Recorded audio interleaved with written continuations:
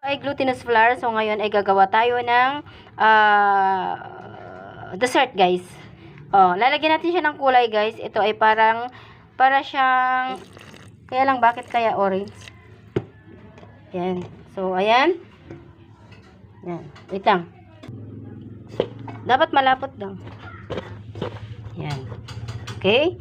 So, ganito lang gagawin natin. Haluin natin siya. Huwag natin siya masyadong malabsak. Dapat hindi masyadong matubig, guys. Ayan.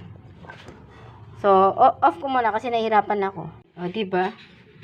Ano ba to? Red o pink? Hindi man siya red eh. Pink. O, ayan, guys. So, okay na to, guys. O, shape natin ng ganito. Ayan. Saka natin siya i-boil. Ayan. Okay, guys. Gata siya na ano. Gatang yung nyog. Ayan, yung unang gata. Ito po yung ginawa kong arnibal. So, pinakuluan ko dito yung pakukuluan, guys. Takpan mo na.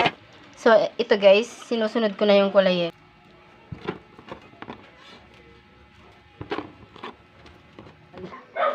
Nakalitaw na lahat. Ayan. Nakalitaw na lahat yung ating ginawa. Ayan.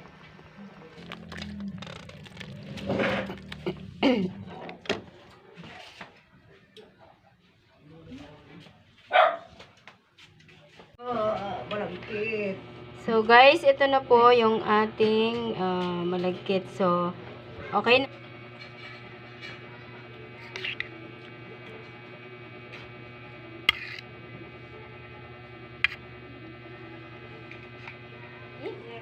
Yes.